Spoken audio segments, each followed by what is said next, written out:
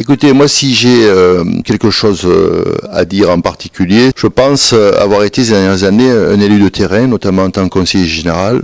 J'ai toujours fait en sorte que ma porte soit ouverte et je crois que c'est pour les politiques une dimension essentielle. La politique du respect, pour moi, ça veut dire quelque chose. C'est-à-dire que lorsqu'on est élu, on est au service d'une population, d'individus ou de groupes ou d'associations. Une des premières qualités que je recherche, notamment autour de ceux qui m'entoureront pour cette campagne électorale, c'est cette disponibilité. Je crois que la politique du respect, c'est essentiel. Après, il y a, et surtout la Seine-sur-Mer, la nécessité de mettre à plat le budget communal. Faire en sorte que sur un certain nombre de dépenses de fonctionnement, on y voit plus clair et qu'on ait un contrôle de gestion rigoureux afin que là où il est possible de retrouver des marges de manœuvre pour financer telle ou telle politique en direction des associations, en direction d'une politique sociale ou d'une politique économique, on puisse le faire. Et après, il y a une troisième dimension qui pour moi est essentielle aussi, c'est qu'enfin, cette ville, on l'a hisse vers le haut. Et si je défends depuis tant d'années la capitale européenne de la mer, c'est que non seulement la Seine-sur-Mer a un passé, a un patrimoine, une actualité. Nous avons Ifremer ici, on a le bassin de génie océanique, on a les CNIM, on a déjà des activités, on a les câbles sous-marins. Donc une actualité très puissante. Et bien que par ce concept de la capitale européenne de la mer, on puisse faire en sorte que la population adhère et qu'on ait cette ambition collective. Je prends souvent l'exemple de Marseille, capitale européenne de la culture. Cela a été décidé en 2008. On a célébré cette capitale en 2013, donc 5 ans, moins d'un mandat municipal. Alors je crois qu'avec les talents que nous avons à la Seine-sur-Mer, les entreprises, les associations, tous ceux qui se passionnent pour la mer, et la mer, elle ne touche pas simplement qu'au rivage, elle touche à l'environnement, à l'industrie, au loisir, à la culture, au patrimoine, eh bien,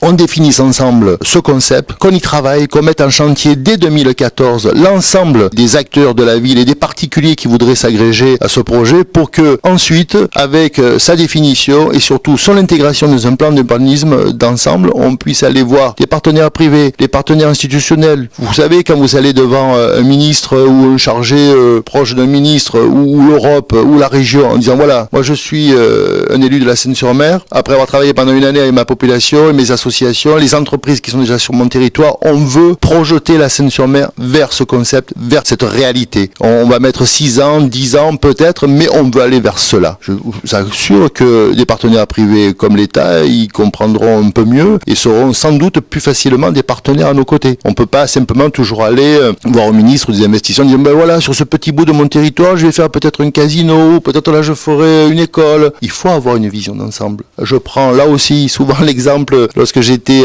en fin d'études en 1983, que j'avais terminé mon doctorat d'économie, j'ai eu à un moment donné l'intention de travailler sur Montpellier. Il y avait un poste sur lequel j'étais et à la mairie de Montpellier et j'ai été reçu à l'époque par le DGS, le directeur général des services. Il m'a pas reçu dans son bureau, il m'a reçu dans le hall de la mairie de Montpellier devant une maquette gigantesque et il me disait voilà, monsieur Martinet, on a besoin d'économistes parce que le maire de Montpellier veut faire en sorte que vers 2010, sa ville, il y ait un quorum, une place de la Comédie, Antigone, un port de plaisance, etc. Nous étions en 1983. On est aujourd'hui en 2014, pratiquement tout a été réalisé. La ville, elle a besoin d'être gérée au quotidien sur des problèmes de sécurité, de social, de développement économique, etc. Mais elle a besoin aussi d'avoir une vision. La population, si elle veut adhérer, si elle veut comprendre vers quoi elle va et comment à terme on arrivera encore une fois sur ces gros problèmes que sont le chômage, la pauvreté, la fiscalité locale à desserrer les taux, elle a besoin de se dire oui, on a une équipe nouvelle qui nous dit voilà le chemin qu'on va suivre. On peut ou ne pas y adhérer, on peut dire mais non, Martinet qui se trompe, c'est pas à la mer qu'il nous faut, c'est faire venir une usine Toyota pour faire des Yaris. Non, tout le monde me dit vous avez raison, c'est la mer. Mais alors si c'est la mer, faisons un plan d'ensemble, faisons en sorte que ce soit cohérent. J'ai été récemment avec Christian Lacroix, le couturier, qui ne connaissait pas la Seine-sur-Mer. Il est venu à l'occasion d'un livre que je vais sortir et qui met en valeur la présence à la scène de Jean Cocteau et de Christian Bérard dans les années 30. Et il se trouve que Christian Lacroix est un passionné de l'œuvre picturale et puis en termes de costumie de théâtre de Christian Bérard. Mais il est resté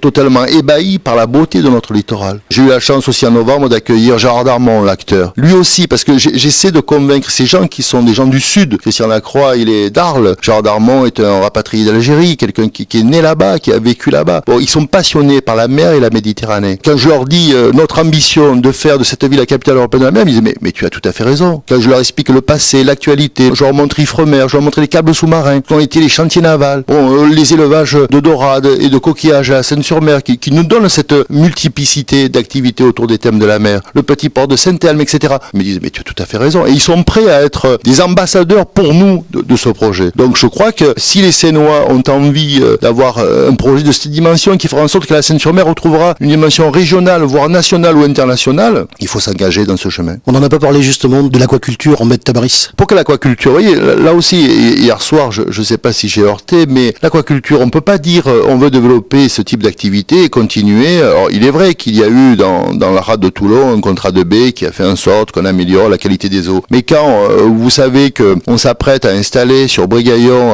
un centre de retraitement des boues portuaires chargé en métaux lourds et qu'en même temps on nous fait du désamiantage de vieilles coques de navires militaires, je vois pas quel voisinage intelligent il peut y avoir avec des élevages de coquillages et de dorades ou de loups. Donc je crois qu'à mon avis, ça montre encore une fois qu'on n'a pas choisi dans cette rade de Toulon, et surtout sur le littoral sénois. On n'a pas choisi ce qu'on allait vraiment y faire pour les décennies qui viennent. Alors, du coup, on implante un peu tout, n'importe quoi, et notamment, on a implanté là récemment deux activités qui, moi, que je trouve un peu préoccupantes, que sont sur Brégaillon notamment, la centre de retraitement des boues portuaires et le désamiantage. Alors on me dit, oui, mais les emplois à quel prix? Pour mettre en danger la santé de milliers d'habitants de la Seine et des quartiers ouest de Toulon, on peut être raisonnable. On peut pas dire, on veut faire dans l'aire toulonnaise le pôle de compétitivité mer et continuer à accueillir tout et n'importe quoi, simplement parce qu'il y aurait 10 emplois. Nous, on vous parle de milliers d'emplois, mais autour de thèmes propres, de qualité. Alors, on va parler maintenant de la manière dont vous présentez, puisque vous présentez sans étiquette. J'ai envie de vous demander quels sont justement les rapports que vous avez avec les différents partis politiques en place ici. Vous savez, c'est la 4e fois que je me présente. Je me suis présenté en 95, 2001, 2008 et donc en 2014. Et je ne me présente pas contre ou des maires sortants ou des candidats autres. Je me présente pour faire en sorte que ce projet que je défends depuis 95, bon, il s'est appelé Marépolis, Futuroscope de la mer, etc. Mais le concept est toujours le même. Donc je ne me présente pas contre les uns et les autres. Je me présente devant les Sénois pour dire, voilà, depuis 20 ans, je défends ce projet. Vous ne m'avez pas choisi. Vous avez choisi d'autres équipes, droite, gauche, puis gauche à nouveau. Et pour quel résultat? Certes, des choses ont été faites, mais sans grande retombée en matière, encore une fois, d'emploi, de lutte contre le chômage, de pauvreté et surtout de fiscalité locale. Au contraire, la fiscalité a augmenté encore plus. Donc c'est bien que peut-être ces chemins-là, qui sont des chemins classiques, ne sont pas les bons. Moi, je propose un nouveau chemin, celui des grands chemins, pour redresser la Seine-sur-Mer.